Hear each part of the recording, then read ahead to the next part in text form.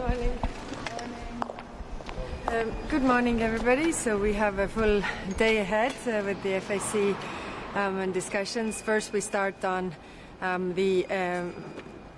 we start with the Ukraine and civilian detainees. So we have a lot of talk about the prisoners of war, also the children that have been abducted, but actually there are also civilians that are being really detained in the occupied territories. These are teachers, these are journalists. So we have the NGOs here from Ukraine who are dealing with this, and we are also discussing what more can we do. We are thinking of launching a platform where we can actually meet those requirements to get those people free, and also the information that we need about these people that are detained. It's much more difficult to have this information than about the children, for example. Then we move to discussion on Ukraine. Today we are hoping for that we get 250 listings agreed, and then we are also working for the 21st sanctions package where we don't have agreement yet. This is the biggest number of listings we have done so far. It's also reaction to the attacks that Russia has had on the civilians recently. Then we have discussion on the Black Sea strategy. So we have the maritime hub there ready, Bulgaria and Romania working together, really addressing the protection of critical infrastructure, but also the hybrid threats that are in this region.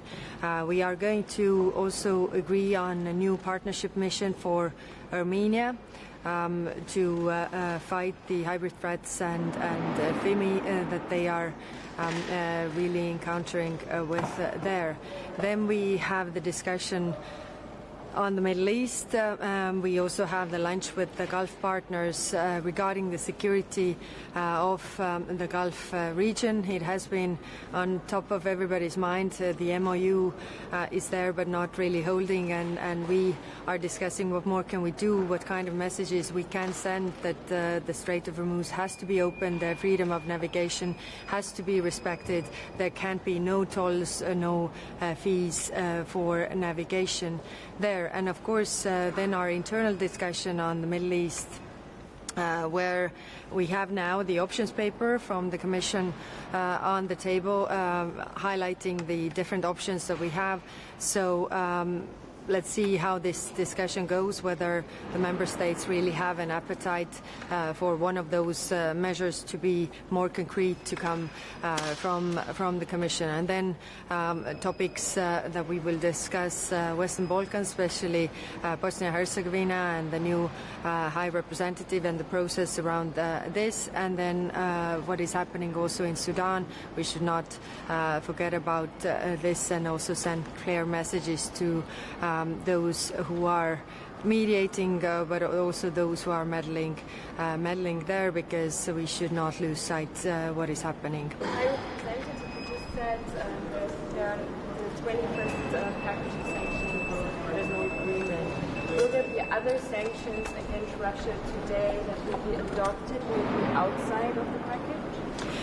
Well, yes, we have the 250 listings. I mean, there are different people, individuals that have been engaging in different activities. So it's a vast list. This I hope that we get to adopt today. When it comes to the 21st package, there are still some open questions, but we are working towards agreement. When you talk about the MOU, High Representative, when you talk about the MOU, what practically can the EU do to try and help the implementation of that? I know you talked about messages and that type of thing, but can you give us a little bit more meat on the bones in terms of that?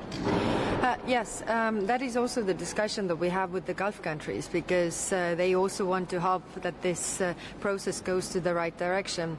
I mean, the MOU is there for having also the pause to negotiate the hard topics, and there EU has a lot of expertise when it comes to the nuclear, for example. We have offered our expertise, our people, that could be the ones who are negotiating and putting these issues comes together.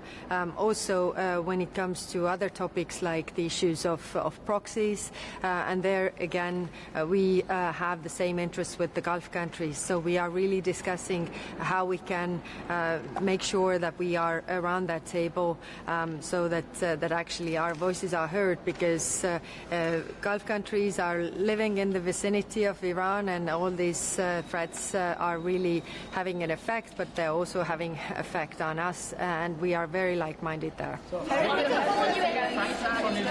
settlements, what would be your preferred option that you would be pushing to?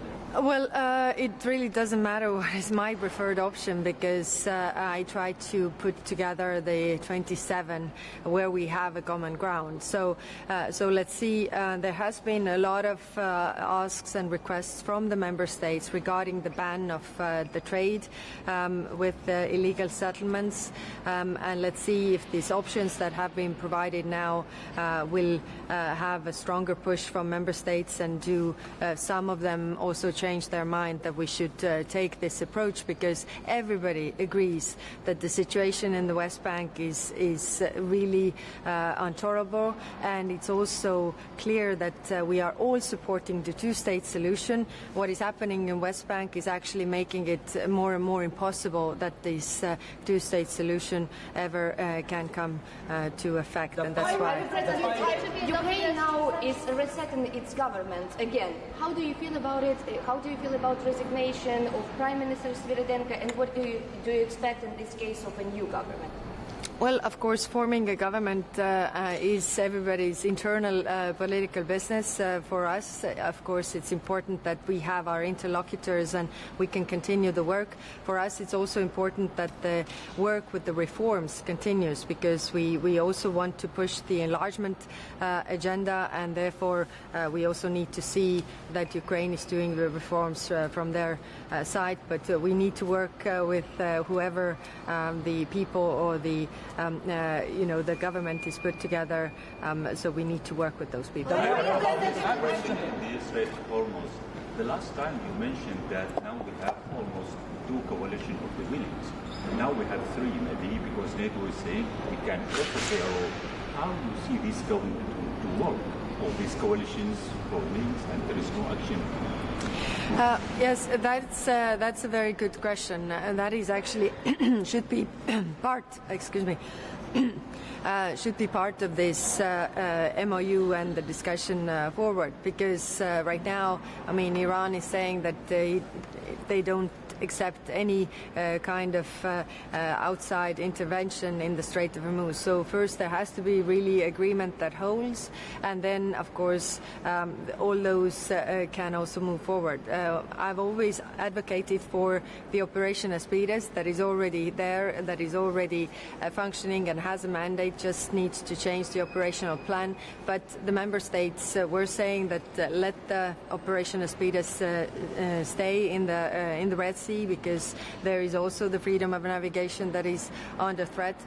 So really, I mean, we have a lot of goodwill. How to make it work in action when Iran does not agree to this is a big question that needs to be solved in the negotiations, and therefore we are offering our help as well. Regarding the political transition in Syria, what's the message do you have right now for the Syrian authorities? Well, the messages are actually the same with the Gulf countries. Again, I mean, this is the inclusivity of the governance that is extremely important, and also that the accountability is taken into account.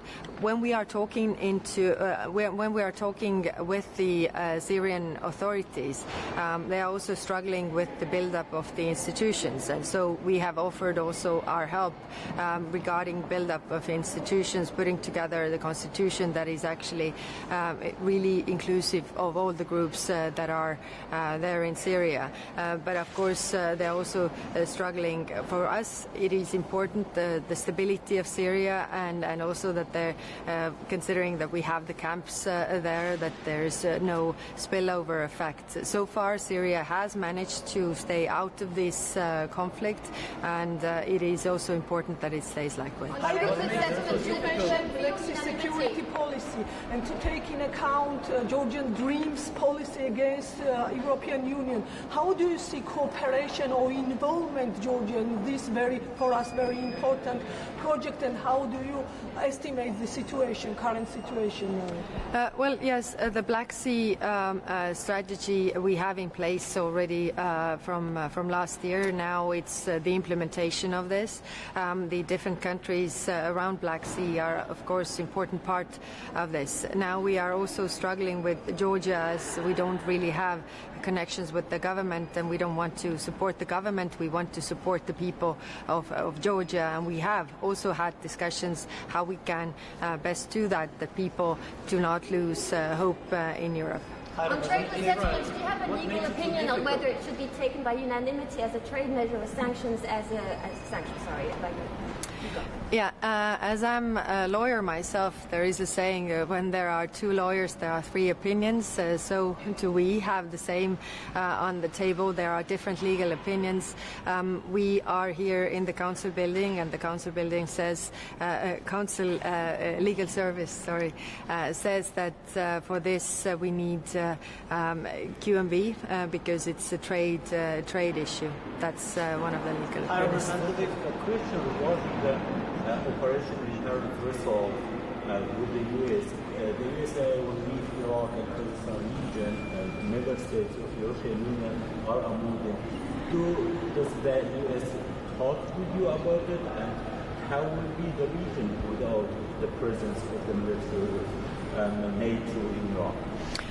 Yes, Iraq is also a major concern for us, considering what is happening in Iran and also in the Strait of Hormuz, considering that the revenues for Iraq government to provide the services within Iraq actually are coming via the Strait of Hormuz, via the oil export. So if you can't provide the services in Iraq, then there's also risk for these internal collisions and conflicts. So that's why we are also in contact with the Iraqi officials in terms of what can we do, and of course that's also the concern for the regional partners. Okay, thank you very much. You mentioned yesterday Slovenian foreign minister.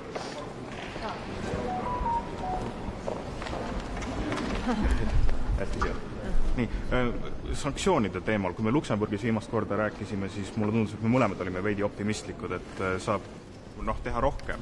Nüüd tundub, et hakatakse valima sealt üksikuid kirsse. Kas me saame selle tugeva 21. sanktsioonipaketi või ei?